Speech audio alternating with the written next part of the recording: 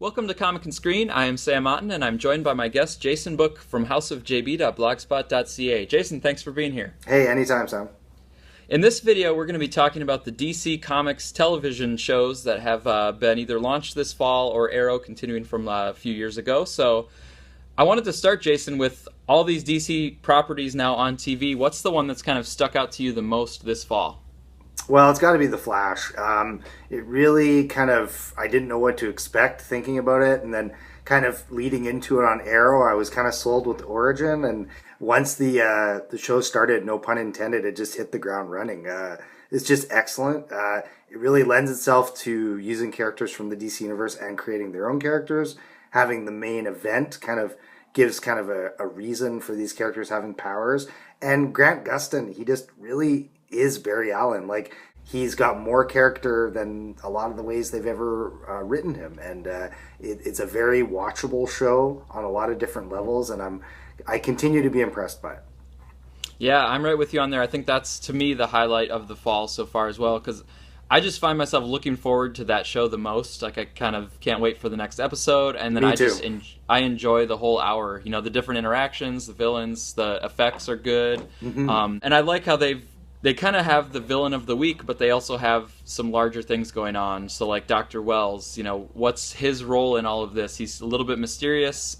He seems like he's, you know, protecting the Flash, but he also seems like he's doing some things that are not necessarily the best things. So I like how there's that kind of overarching mystery. I like how there's the kind of overarching story of Barry Allen's mother and his father being in jail. Yeah. So they've really set up some larger arcs, and then they have the really nice, I think, villains of the week that have been showing up this far. Most definitely. And the supporting cast is so likable and watchable. I mean, there's scenes where you could have no Barry or Flash for 5 minutes and you wouldn't care because the characters are well fleshed out and they all kind of have their own motivations, and it really makes for a really excellent mix of everything in the show. Yeah, and I thought, you know, there's been good action, there's been good character development. I thought there's been a lot of really good scenes between Detective West and Barry. I thought they've had a really good chemistry in terms of kind of like a father figure type relationship. And then the team is really fun. I like the team that he has around him. I like it that he's not just, you know, by himself with a secret identity. He's got a whole team right from the beginning. So it's just been really fun. So I'm looking forward to that one. And I like Arrow as a show as well. So I think if these two can kind of be nice partnering shows into the future, I think that'd be great. It gives them a lot of creative opportunities to do some tie-ins and have a nice universe, a television universe. Yeah, I like that a lot as well. I think it's got a lot of potential, and you know, they get the tone right on these shows. That's the most important thing. The Flash is a little more fun, the Arrow is a little more dark, and they kind of fit well together that way.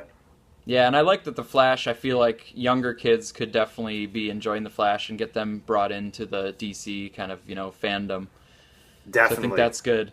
Now, Gotham's another one that's off to a strong start. What are your thoughts on Gotham? We just hit the mid-season finale. Yeah, I just watched that actually, the Lovecraft episode or whatever it was called. I really enjoyed it. I liked the parts with Selena and Bruce running around, and some of the stuff I thought would be a little too much on the nose, like, you know, them meeting Poison Ivy already, and they had like a moment where they had a kiss and things like that, but it really worked well. And I also have to say that Alfred kicked ass in that episode. It was like one of the best portrayals of Alfred we've ever seen. It was cool to see that more action, younger Alfred. You can see that there's a lot more to him than meets the eye.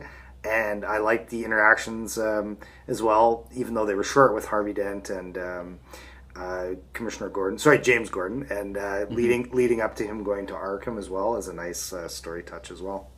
Yeah, I mean, I'm really intrigued about what's going to happen here in Arkham, because they've been setting up Arkham quite a bit, but we haven't really gone inside of it, and so now Gordon's going to be taking us in there in a big way. Yeah, it's pretty interesting, right? Yeah, and I agree with you about Little Bruce with Selena, because early on I wanted it to focus more on Gordon and not so much on Bruce, and I thought some of the interactions in the show with Gordon and Bruce seemed a little off, because I don't really think this detective would be kind of having the conversations that he was with a little kid. Yeah, for sure.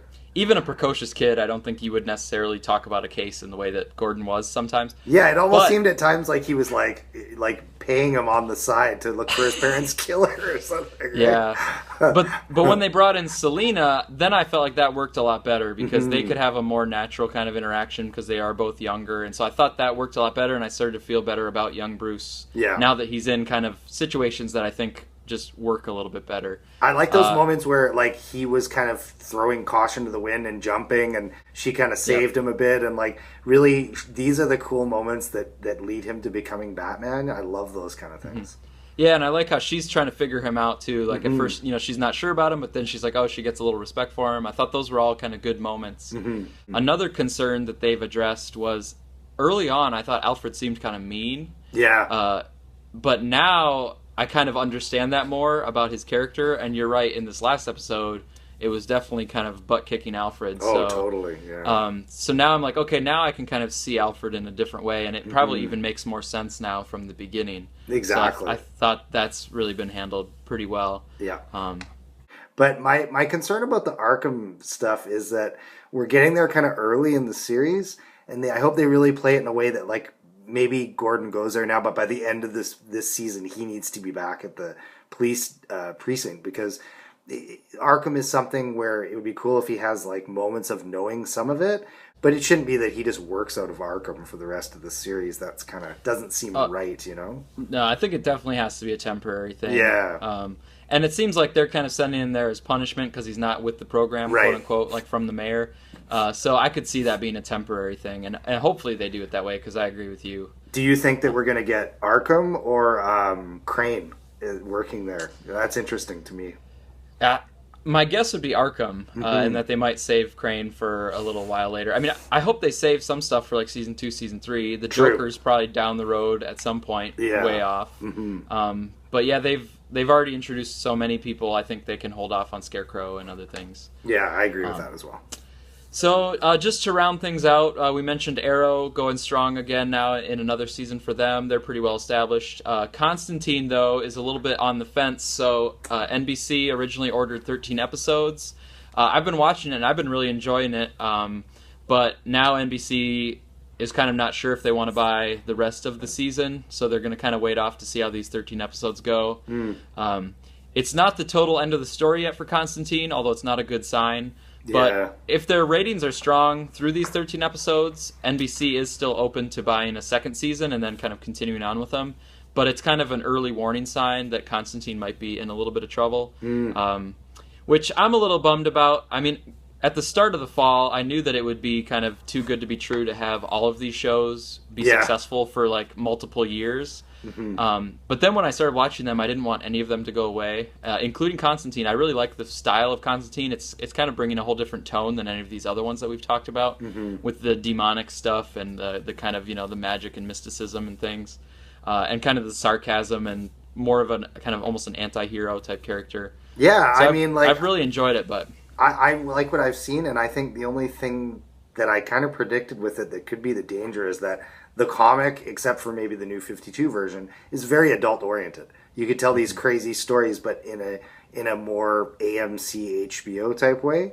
Yeah. And I think that if they could be struggling with some of that, they don't know what kind of show it is to market it that way. Like, is it aimed at an older audience, or is it aimed at young kids that are kind of late teens or something, So I like what I've seen. I like the episodic nature of it, that it can tell a different story every episode, So yeah. I hope it does well.